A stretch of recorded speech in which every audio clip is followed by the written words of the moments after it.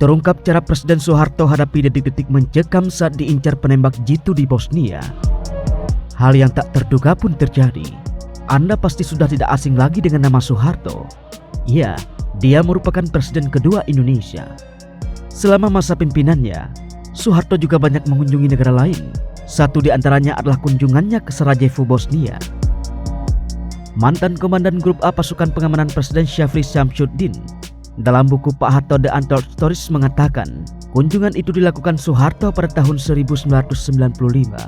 Kunjungan ke Sarajevo itu dilakukan Soeharto usai mengunjungi Kroasia. Syafri mengatakan, dia mendapatkan kabar saat itu baru saja ada pesawat yang ditembaki di sekitar tempat itu. Pesawat tersebut mengangkut utusan khusus PBB, Yasusi Akasi, saat hendak ke Bosnia.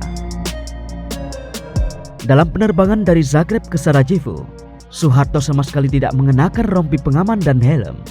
Menurut Syafri, saat itu semua penumpang pesawat sudah mengenakannya. Namun, Soeharto tiba-tiba saja menanyakan sebuah hal kepada Syafri. Ini tempat duduk, di bawahnya sudah dikasih peluru belum? Begitu tanya Soeharto ditirukan Syafri.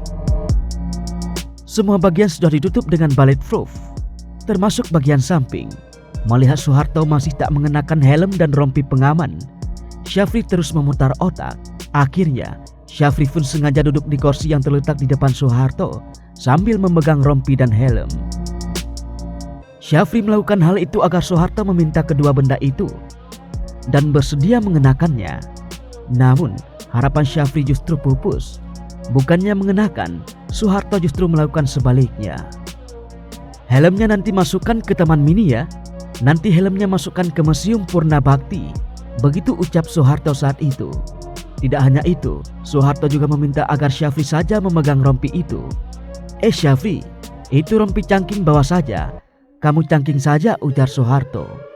Mendapatkan permintaan dari Soeharto seperti itu, Syafri hanya bisa pasrah dan menaatinya. Melewati Sniper Valley, menjelang pesawat mereka mendarat di Sarajevo, Syafri menyaksikan pemandangan dari jendela pesawat. Pemandangan itu berupa adanya senjata laras panjang berpeluru kaliber 12,7 mm. Menurut Syafri, senjata semacam itu biasa digunakan untuk menembak jatuh pesawat terbang. Senjata tersebut terus berputar mengikuti pesawat yang ditumpangi bersama Soeharto. Meski demikian, Syafri baru memberitahukan hal itu 6 jam kemudian. Syafri menyebut kawasan itu memang didiami banyak para sniper, sebab wilayah itu memang dimiliki oleh kedua belah pihak yang sedang berkonflik. Meskipun demikian, saat turun dari pesawat tersebut Soeharto tetap tenang. Sikap tenang Soeharto itu juga menular kepada orang sekitarnya.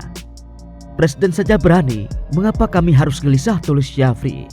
Selanjutnya, Soeharto dijemput pasukan PBB yang sudah menyiapkan VAB, Panzer buatan Prancis. Begitu kendaraan itu berjalan, Soeharto pun menanyakan sesuatu. Sekarang ini kita berada di mana, tanya Soeharto ke atase pertahanan. Pihak atase pertahanan kemudian menjawab mereka sedang berada di Sniper Valley. Di dunia internasional, terutama di dunia barat, Soeharto sering dirujuk dengan sebutan populer The Smiling General. Hal itu karena raut mukanya yang senantiasa tersenyum dan menunjukkan keramahan. Meskipun begitu, dengan berbagai kontroversi yang terjadi, dia sering juga disebut sebagai otoriter bagi yang berseberangan dengannya. Kabut saat terima kabar Presiden RI lagi menyamar. Sudah jadi rahasia umum orang yang menjabat sebagai presiden selalu diberi fasilitas keamanan yang orang lain tak bisa menikmatinya.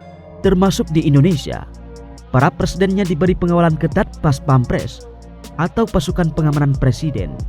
Akan tetapi, terkadang ada beberapa presiden Indonesia yang senang belusukan.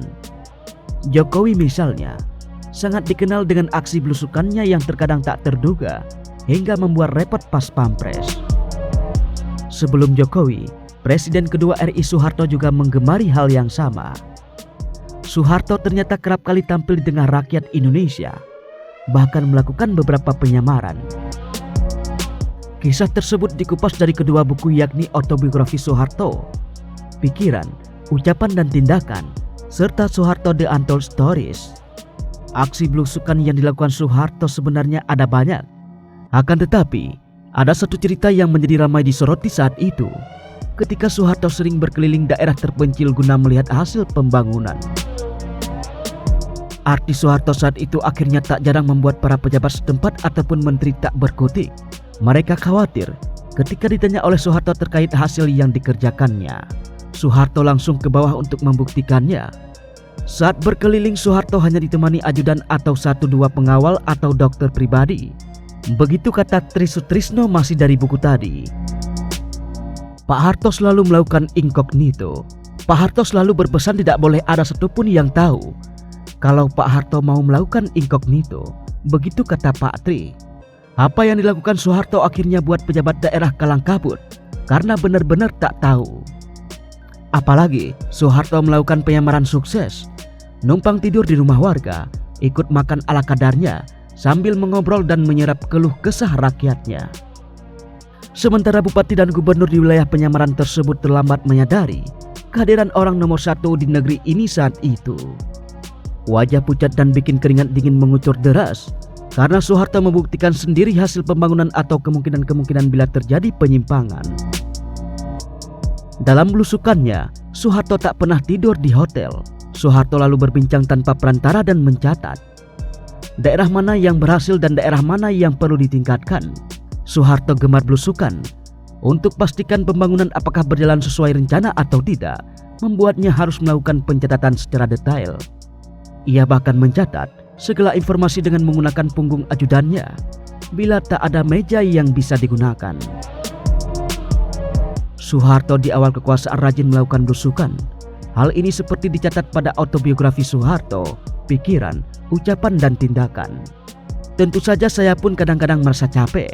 Ini karena hilir mudik dari sana kemari, lewat dataran, terbang dari satu tempat ke tempat lainnya, untuk memulai dengan pembangunan yang baru dan mengontrol pembangunan yang sedang berjalan, dan lelah pula karena memeras otak. Tetapi saya tidak boleh mengeluh, apalagi menyerah. Pembangunan adalah perjuangan yang sengit, kata Soeharto melalui buku tersebut.